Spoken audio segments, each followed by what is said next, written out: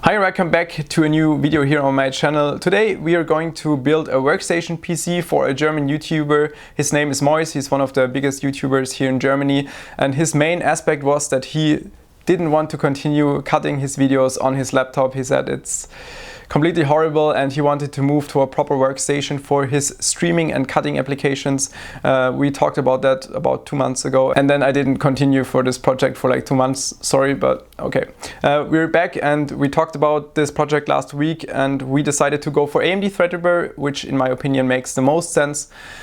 Base is the ROG Zenith 2 Extreme in combination with the 3970X 32-core AMD Threadripper. I didn't want to go for the 64-core, mainly because I don't see how any of those tools are going to use the 64 cores. We all know that even Windows has issues using 64 cores, and then Adobe Premiere is not making use of 64 cores. That's why I think the 3970X makes much more sense. We will also have 128 GB of memory. We have 2 of those 64 GB kits from Corsair. Those are Dominator Platinum RGB kits, 3600 MHz. That should give a very decent performance. And the good thing is that on this build, if we compare it with my own private render PC, is that we're only using 4 DIMMs on each side of the CPU. Therefore, there should be no problems with Corsair iQ. It should be illuminated correctly. And I think let's go and start with the build. We also have 4 of those little SSDs. Those are Corsair MP600 2 TB generation 4 NVMe drives. We have 4 of them in total, which I think would give us very nice performance. This is the only platform where it really makes sense to use 4 generation 4 NVMe SSDs, because you can connect them to the chipset, and the chipset is connected with proper lanes to the CPU, so there should be no bottleneck in this regard.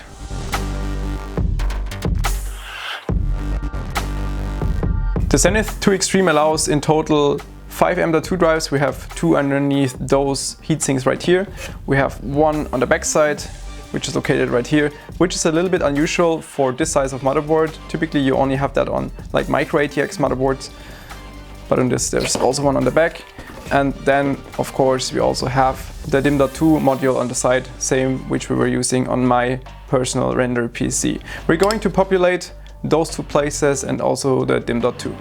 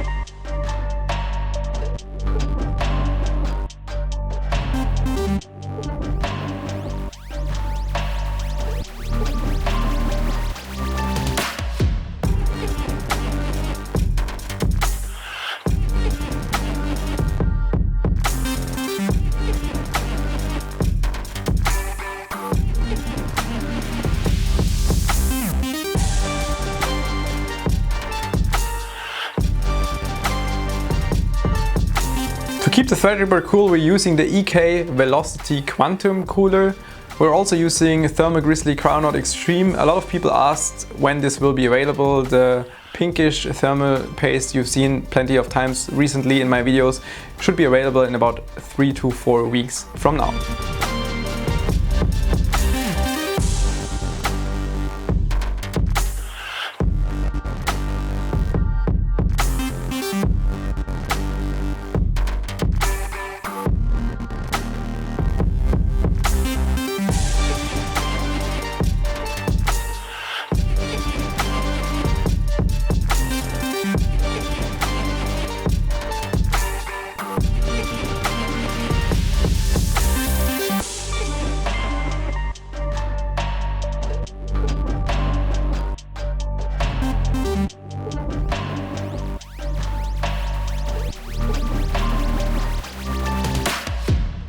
Titan RTX is the GPU of our choice in today's build, which is quite cool because it will be basically the same components as in my personal render rig, except for that this is Threadripper based and mine is Intel based, which is perfect because then we can do direct comparisons. When it comes to performance, we can do some 2D Mark, for example, or Adobe Premiere, compare some of the render times, see if it was a bad choice for me to go for the 28-core Xeon and how the 32-core AMD Threadripper behaves.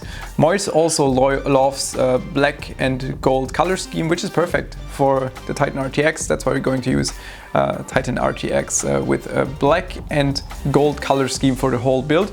This thing will not be water cooled, mainly because it's not really necessary if you just do Adobe rendering most of the time. It's going to use a lot of the video memory of the card. From my personal experience, I know that I'm usually using something between 8 and 15 gigabyte. That's also why you're exceeding often the video memory of 2080 Ti. That's why you can make use of the Titan RTX, which has 24 gigabyte. So the video editing itself can be smoother. And because you don't have that high load onto the card while video editing, it's not really necessary to water cool it, and it's easier for him to just swap the card in summer when the new Nvidia cards will be released.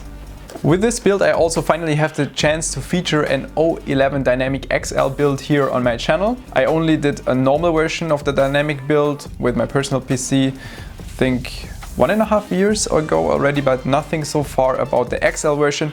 I'm going to put two 360 radiators in there. We have the new Corsair radiators, the XR5 360. Should be plenty of cooling for just the CPU because we're leaving the GPU on air, and going to use two sets of the QL120 RGB fans, the new fans from Corsair. Never used them before personally. Really curious how it will look like, and I'm also curious color-wise how it will look if we try to put everything in like yellowish, goldish style inside. Before continuing with the build, we will just do a quick test, see if everything of the bundle is working. That's something I would always recommend.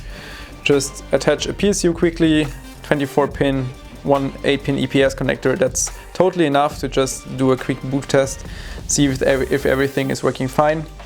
Just power on, check the debug LED, see how things are cycling through, if it gets stuck somewhere.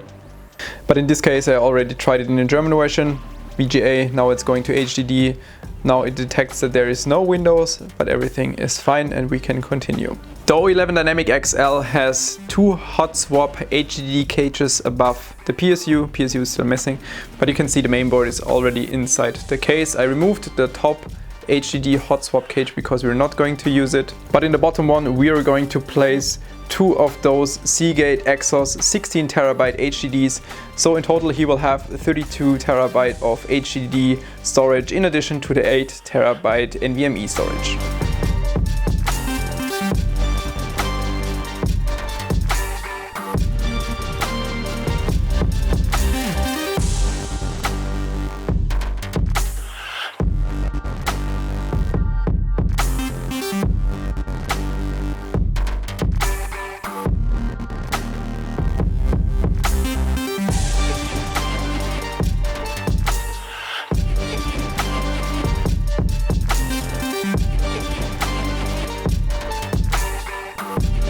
This specific set of radiator and fans will be mounted on the front right in combination with this pump. It's one of the new EK Kinect pump reservoir combinations. I already attached one of those fan mounting brackets and I will mount it like this. I encountered a very small problem. I think I already found a solution for it. You can see I have the SATA cables hanging to the side here, and there's also this USB 3.0 cable. And unfortunately, if I plug in the USB 3.0 cable right here, it's colliding with the fans and the radiator on the right, which means I have to disassemble radiator and fans. I have to place the radiator in the back and then put the fans in front, and then it should fit.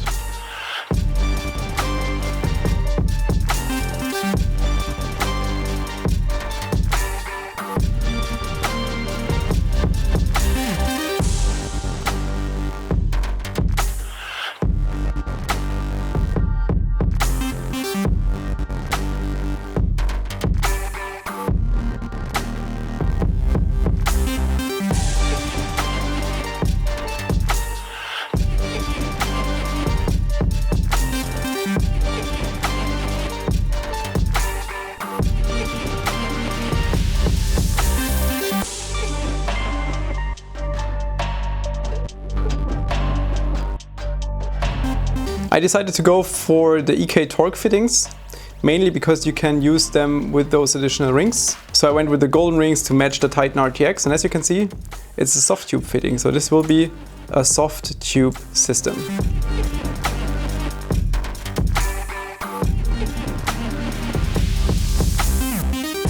I also have the PSU cable kit from Corsair, but I'm actually only using 2 cables of that. Talking about the 8-pin EPS connector for CPU power delivery. Only using those 2 because they have this nice sleeved look, better than the stock cables of the PSU, and for the rest of the cables like 8-pin for power delivery of the card or 24-pin, I'm using the Lian Li streamer. Setup is ready to go. I'm quite satisfied with the result considering it's a soft tubing system. If you might ask why I decided to go for soft tubing, it's mainly maintenance reasons. Because if you're not familiar with hard tubing and for example your CPU dies, which is very unlikely, but it could happen, you can just replace it very easily yourself if it's a soft tubing system. Also, I made sure that there's a lot of clearance on the bottom. All the expansion slots are still accessible. If he decides to upgrade to a capture card, to sound card or whatever, he can just do it himself. There's no hard tubes in the way or anything like that. So the system can go in his hands and he can work on the system himself. And that's also the reason why I decided to go for Corsair XL5, which is just clear water with glycerol. Not sure if that's pronounced correctly. Anyway, it's just clear water. There's no color particle inside, which means should be very good for maintenance. There should be no blocks that are blocking up due to any kind of reasons from color particles inside the fluid.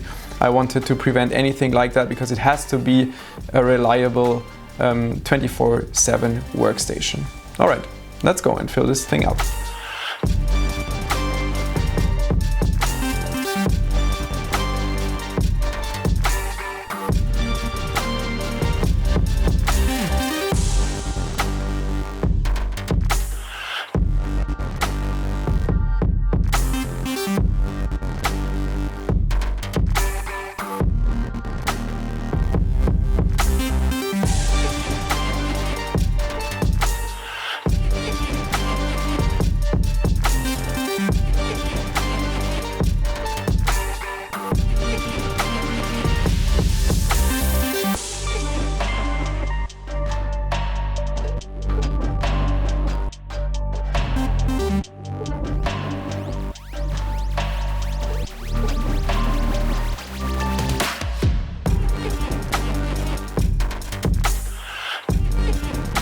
Everything is set up so far, XMP is loaded, CPU is running stock though.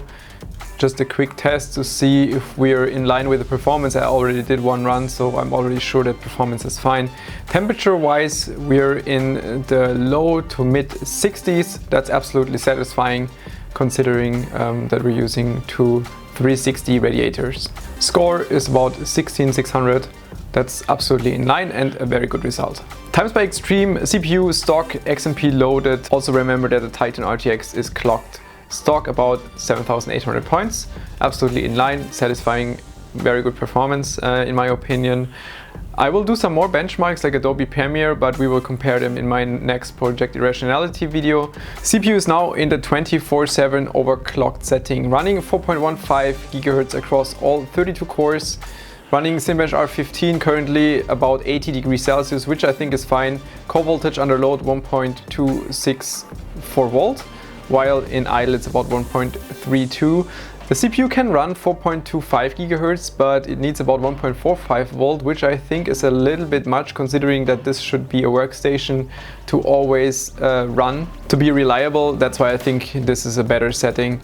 And the performance is about 1000 points higher than stock, so it's now 17,500 points roughly. Times by Extreme, unfortunately almost no difference, still about 7,800 points even with 250 MHz more on the CPU. Seems to be quite GPU limited. Now I will just pack the machine and transport it 500 kilometers through Germany to Mois.